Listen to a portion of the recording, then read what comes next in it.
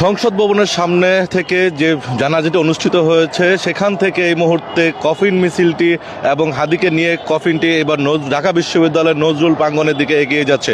দর্শক, আমরা আপনাদেরকে সরাসরি যুক্ত করেছি এবং দেখানোর চেষ্টা করছিলাম জাতীয় পতাকা মোড়ানো ওসমান হাদি যে কফিনটি রয়েছে, সেই কফিনটি এই মুহূর্তে কিন্তু সংসদ ভবনের প্রাঙ্গণ থেকে ফার্মগেট, খামারবাড়ি ফার্মগেট হয়ে কিন্তু এই কারণ বাজারে অতিক্রম করছে এবং আমরা দেখছিলাম হাদি হাদি স্লোগানে উত্তাল হয়ে উঠেছে পুরো তার সমর্থকরা এবং ইনকলাব মঞ্চ সহ সকল ধর্ম বর্ণ নির্বিশেষে এবং সকল রাজনৈতিক বৃন্দদের হচ্ছে এই মুহূর্তে যে তাদের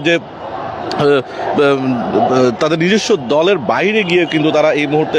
হাদির জানাজায় অংশ নিয়েছেন এবং এখানে খণ্ড খণ্ড মিছিলে কিন্তু এই মুহূর্তে আমরা দেখছি স্লোগানে পুরো কম্পিত হয়েছে রাজধানীর নগরীতে এবং সবার একটি শব্দ তুমি কে আমি কে হাদি হাদি, অর্থাৎ হাদির স্লোগানে জাতীয় পতাকা নিয়ে কিন্তু মিছিল নিয়ে এই মুহূর্তে সবাই ঢাকা বিশ্ববিদ্যালয়ের অভিমুখে রওনা দিয়েছে। এবং ইতিমধ্যে দর্শক আপনারা জানেন যে হাদির কিন্তু জানাজা অনুষ্ঠিত হয়েছে কিছুক্ষণ আগে জাতীয় সংসদ ভবনের দক্ষিণ প্লাজা এবং সেখানে প্রধান উপদেষ্টা তার বক্তব্য রেখেছেন জাতির উদ্দেশ্যে এবং হাদির সমর্থকবৃন্দ যারা হাদিকে ভালোবাসেন এবং তিনি যে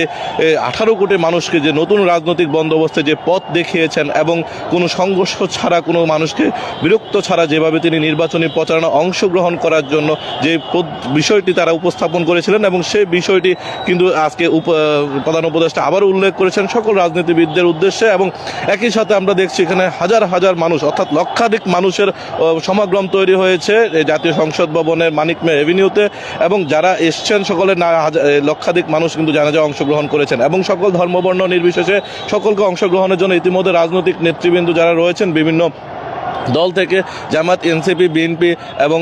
গণ অধিকার পরিষদ সহ বিভিন্ন রাজনৈতিক যে দলগুলো রয়েছে সকলেই কিন্তু তাকে হচ্ছে আহ্বান জানিয়েছেন যে হাদির এই জানাজায় অংশগ্রহণ করার জন্য। এবং এখানে আমরা ইতিমধ্যে আপনারা জানেন যে সকাল থেকে কিন্তু সারা দেশ থেকে সাধারণ মানুষরা আসা শুরু করেছে এবং একই সঙ্গে আমরা যদি একটু লক্ষ্য করবেন আপনারা যে হাদির এই জানাজা কিন্তু তার বড় ভাই ডক্টর মাওলানা আবু বকর সিদ্দিক এবং তিনি কিন্তু তার জানাজা পড়িয়েছেন এবং তিনি দেশবাসীর কাছে হাদির জন্য দোয়া প্রার্থনা করেছেন। এবং একই সঙ্গে যদি আমরা আপনাদেরকে একটু জানিয়ে রাখি যে গত শুক্রবার অর্থাৎ 12 ডিসেম্বর কিন্তু তার এই হামলার শিকার হয়েছেন এবং সেখান থেকে কিন্তু তাকে চিকিৎসাধীন অবস্থায় বিভিন্ন হাসপাতালে অর্থাৎ প্রথমে ঢাকা মেডিকেল কলেজ হাসপাতালে, পরবর্তীতে এভার কেয়ার এবং সরকারি তত্ত্বাবধানে কিন্তু তাকে সিঙ্গাপুরে নিয়ে যাওয়া হয়েছিল এবং সেখানে তিনি দীর্ঘ সময় অর্থাৎ মৃত্যুর সঙ্গে পাঞ্জা লড়েই কিন্তু শেষ পর্যন্ত তিনি দুনিয়ার মায়া ত্যাগ করেন এবং তাকে ঘিরে কিন্তু গত 18 তারিখ দিবাগত রাত্রে যখনই তার